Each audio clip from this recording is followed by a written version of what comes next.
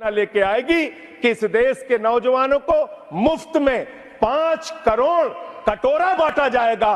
भीख मांगो योजना लाने का काम ये लोग करेंगे। हेलो दोस्तों, नमस्कार। मैं आपको इस वीडियो के अंदर हमारे छत्तीसगढ़ में शिक्षा की बदहाली और सरकार की दुर्भाग्यजनक मंशा को बताने वाला हूं।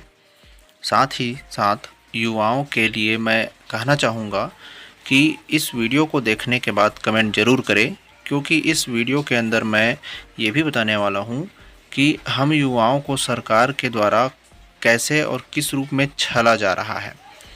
हमारे साथ अन्याय हो रहा है। नौकरी देने के नाम पर केवल ये बड़े बड़े नेता लोग केवल राजनीति कर रहे हैं। इनकी सही मंशा अगर होती तो ये हाल नहीं होता। दोस्तों, आप इस वीडियो के माध्यम से समझ सकते हैं। साल में आपने कहा था मान्यवर 20 करोड़ नौकरियां देंगे, 20 करोड़ नौकरियां आपने नहीं दी। फिर नौजवानों ने कहा नौकरी दो। फिर आपने कहा पकौड़ा तल लो।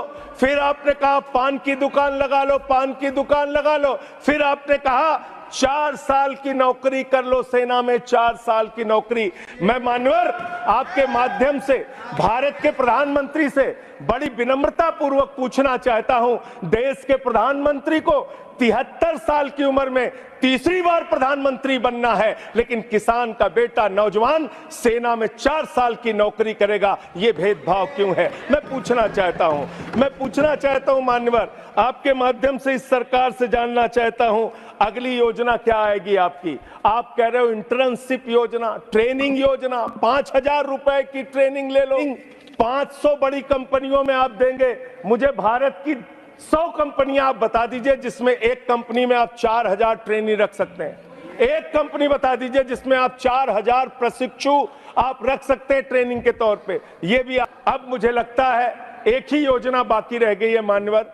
वो योजना है कि हमारी भारत की सरकार, आदरणीय नरेंद्र मोदी जी की सरकार अगली योजना लेके आएगी कि इस देश के नौजवानों को मुफ्त में 5 करोड़ कटोरा बांटा जाएगा। भीख मांगो योजना लाने का काम ये लोग करेंगे। मान्यवर, इस देश में आपने अर्थव्यवस्था को लेकर कहा पांचवी बड़ी अर्थव्यवस्था है। वो 5वीं बड़ी अर्थव्यवस्था का लाभ किसको मिल रहा है?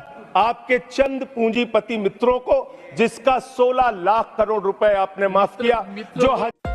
अब वापस छत्तीसगढ़ में छत्तीसगढ़ के शिक्षा के स्तर और बदहाली का एक न्यूज़ दिखाना चाहता हूं दोस्तों, जो कि छत्तीसगढ़ के सरकार की मंशा को नौकरी देने के नाम पर कैसा है वो स्पष्ट हो जाएगा। यहाँ पर आप देख ही सकते हैं कि सरकार जो है शिक्षक भर्ती करने के पहले स्कूलों को मर्ज कर रही है। हफ्ते भर के भीतर यह जो है आदेश आ जाएगा। ठीक है, कितने स्कूल इसके अंडर में आते हैं वो सब स्पष्ट हो जाएगा।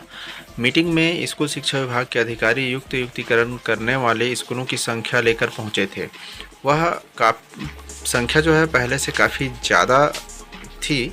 3,500 स्कूलों के युक्तिकरण की बात सामने आई थी, लेकिन उसको खींचकर दोस्तों यहाँ पर देख लीजिए, यही अंडरलाइन करने वाली बात है।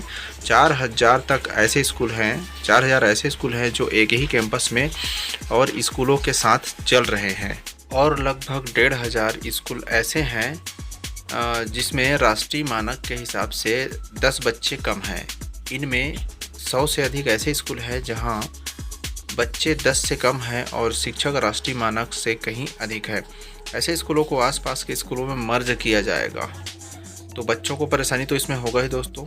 यहाँ पर 7300 अतिशेष शिक्षक हैं और स्कूलों के युक्तिकरण के बाद करीब 6,000 शिक्षक और अतिशेष हो जाएंगे। तो कुल मिलाकर इन लोग का आंकड़ा जा रहा है 13,000 शिक्षक जो है मिल जाएंगे बोल रहे हैं। ठीक है, तो अफसरों का दावा है कि इतने शिक्षकों के बाद शिक्षक भी सिंगल स्कूल टीचर वाले स्कूलों में शिक्षकों की कमी की समस्या दूर हो जाएगी, यानी फिर शिक्षक भर्ती करने की फ़िलहाल ज़रूरत नहीं पड़ेगी।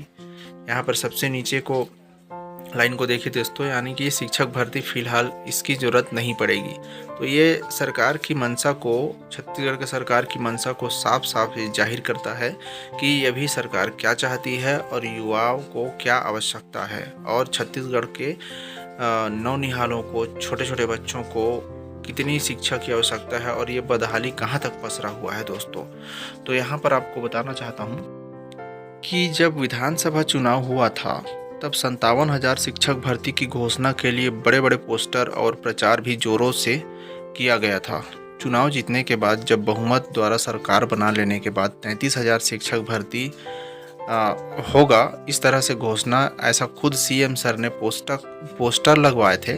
ठीक है, शहरों में, बड़े बड़े शहरों में इसका पोस्टर लगवाया गया था। और अब शिक्षक भर्ती न निकालकर युक्तिकरण से शिक्षा का स्तर सुधारने चले हैं। आखिर शिक्षा का क्षेत्र छत्तीसगढ़ में क्यों उपेक्षित है?